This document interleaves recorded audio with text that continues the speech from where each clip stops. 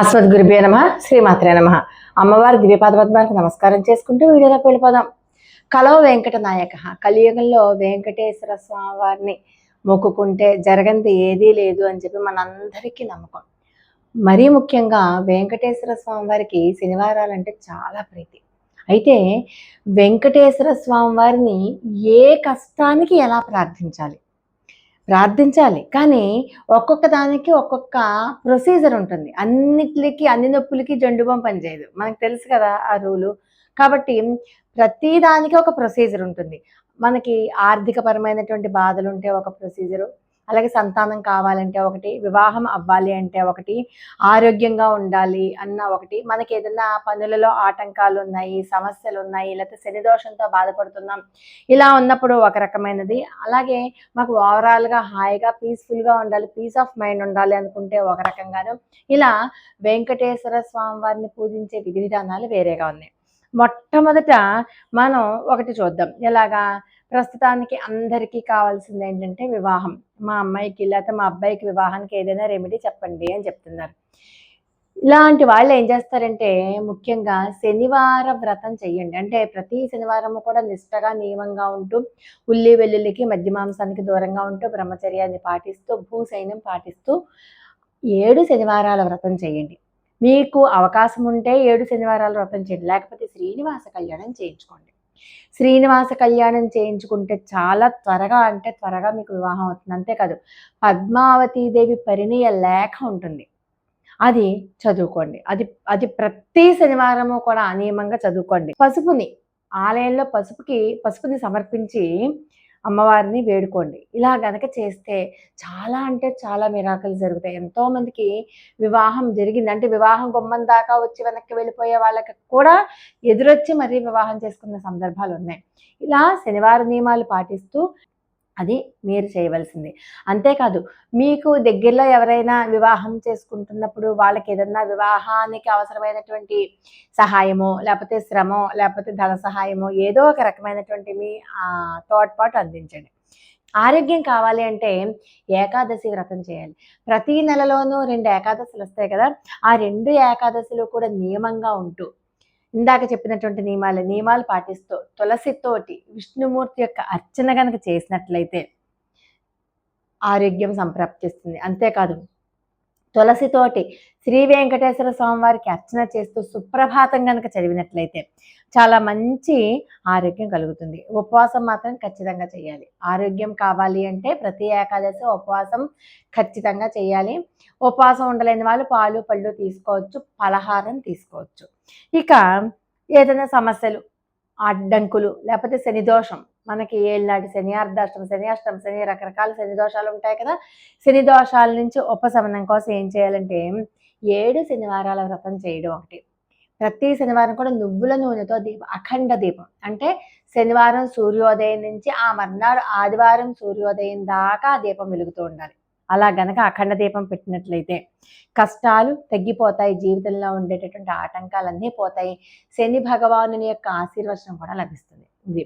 ఇక డబ్బు, ఆర్థిక స్థిరత్వం కోసం ఎన్నో ఖర్చులు ఉంటున్నాయి. ఆ ఖర్చుల నుంచి ఉపశమనం కావాలి, ఖర్చులు తగ్గాలి, ఆదాయం పెరగాలి, ఇంటి పరిస్థితి బాగుండాలి, ఇలాంటివన్నీ కావాలి అంటే ఖచ్చితంగా శ్రావణ మాసంలో, ఇప్పుడు రాబోయేది శ్రావణ మాసమే కాబట్టి శ్రావణ మాసంలో శ్రీ వెంకటేశ్వర స్వామి వారి యొక్క వ్రతం కానీ, 7 శనివారాల వ్రతం కానీ, తర్వాత ఈ వ్రతం చేసేప్పుడు ఖచ్చితంగా తులసిని ఉపయోగించాలి, నైవేద్యంలో తులసి దళాలు వేయాలి. ఇలా గనక చేస్తే విష్ణు యొక్క అనుగ్రహం కలుగుతుంది, ఆర్థికపరమైనటువంటి స్థిరత్వం కలుగుతుంది. ఈ వ్రతం చేసేప్పుడు వ్యూహలక్ష్మి మహామంత్రాన్ని చాంటింగ్ చేయండి. ఈ 7 శనివారాల వ్రతం చేస్తున్నప్పుడు కానీ, వెంకటేశ్వర స్వామి వారి యొక్క వ్రతం చేస్తున్నప్పుడు కానీ, ప్రతి శనివారము శుక్రవారము కూడా వ్యూహలక్ష్మి అమ్మవారి యొక్క మంత్రాన్ని చేయండి. ఇవెన్నిసార్లు వీలైతే వెంకటేశ్వర స్వామి గుళ్ళో, లేకపోతే లక్ష్మీదేవి గుళ్ళో, లేకపోతే ఇంట్లో, లేకపోతే తులసి మొక్క దగ్గర, లేకపోతే గోశాలలో, లేకపోతే మీరు తిరుపతి వెళ్తే తిరుపతిలో స్వామి పుష్కరిణి దగ్గర వీలైనన్ని సార్లు వ్యూహలక్ష్మి మహామంత్రాన్ని చాంటింగ్ చేయండి. రాస్తే ఇంకా తొందరగా వస్తుంది ఫలితం. సంతానం కోసం ఏం చేయాలంటే తులసీదేవిని, విష్ణు భగవానుని ఇద్దరిని కలిపి అర్చన చేయాలి. అలా అర్చన చేసిన సంతాన గోపాలస్వామి వ్రతం చేసిన, అలాగే ఏకాదశి ఉపవాసం ఉండి ఏకాదశి పూజ చేసినా కూడా చాలా విశేషంగా సంతానం కలుగుతుంది అని చెప్పి ప్రీతి. ఆ సమయంలో మీరు ఓం నమో వెంకటేశాయ అన్న మంత్రాన్ని వీలైనన్ని ఎక్కువ సార్లు 108, 1008 కాదు, అంతకు మించి చేస్తే ఇంకా తొందరగా సంతాన భాగ్యం కలుగుతుంది. దాంతోపాటు మీరు భాగవతంలో ఉన్నటువంటి శ్రీకృష్ణ భగవానుని యొక్క బాల్య లీలలు అంటే దశమ స్కందం అవి చదువుకున్నా, విన్నా, కృష్ణ భగవానుని యొక్క లీలలు విన్నా చాలా త్వరగా అంటే త్వరగా సంతాన భాగ్యం కలిగి తీరుతుందనమాట.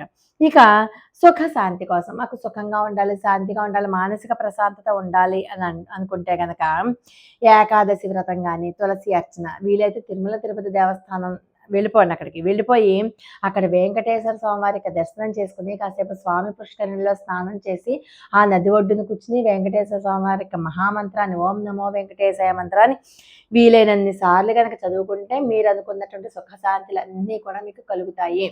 అన్ని రకాలైనటువంటి కష్టాలు పోవాలి, అంతా బాగుండాలంటే మీరు ఏం చేయాలి అంటే ప్రతి శనివారం దీపారాధన చేయండి. అది కూడా నువ్వుల నూనెతో దీపారాధన చేయండి. ప్రతి ఏకాదశికి ఉపవాసం ఉండండి. ప్రతి ఏకాదశికి ఉపవాసం ఉండాలి. మధ్య మాంసాల జోలికి వెళ్ళకూడదు, ఉల్లి వెల్లుల్లి జోలికి వెళ్ళకూడదు, సాత్వికమైనటువంటి ఆహారమే తీసుకోవాలి. ఉపవాసం ఉన్నప్పుడు మాత్రం ఏ ఆహారం తీసుకోకూడదు. ఒకవేళ ఉపవాసం ఉండలేకపోతే పాలు పళ్ళు మాత్రమే తీసుకోండి.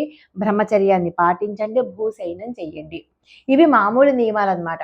శనివారం తలస్నానం ఖచ్చితంగా చేయాలి. కాస్త నీళ్ళల్లో నువ్వులు వేసుకొని చేస్తే శని దోషాలు కూడా పోతాయి. అలాగే ప్రతిరోజు కూడా వీలైనన్ని సార్లు ఓం నమో వెంకటేశాయ అన్న మంత్రాన్ని వీలైనన్ని సార్లు 11 సార్ల దగ్గర నుంచి ఎన్నిసార్లు చేసినా పర్వాలేదు. 11 సార్లు మాత్రం ఖచ్చితంగా చేయాలి. ఆ తర్వాత నుంచి మీ ఇష్టం ఎన్నిసార్లు అయినా చేయాలి.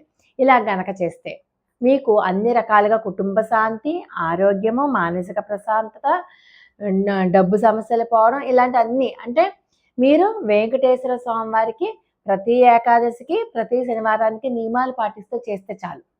ఇంకా మీరు దేనికి చూసుకోక్కర్లేదనమాట. అంత మంచి రెమెడీ ఉంది వెంకటేశ్వర స్వామి వారి యొక్క అఖండమైనటువంటి రెమెడీస్ అనమాట ఇవన్నీ. ఇవన్నీ కూడా పాటించినట్లయితే ఖచ్చితంగా మీరు సాధ్యమైనంత వరకు వెంకటేశ్వర స్వామి వారి యొక్క ఆలయానికి వెళ్తూ ఉండండి. ఆలయ పరిసరాలను శుభ్రం చేయడానికి ప్రయత్నం చేయండి. ఆలయంలో ఎంతో కొంత సేవ చేయడానికి ప్రయత్నం చేయండి. అలా గనక చేస్తే అన్ని రకాలైనటువంటి దోషాలు రెక్టిఫై అయిపోతాయి. లోకా సమస్త సుఖినో భవంతు. మరొక అద్భుతమైన వీడియోతో మళ్ళీ కలుసుకుందాం. అంతవరకు నమస్కారం.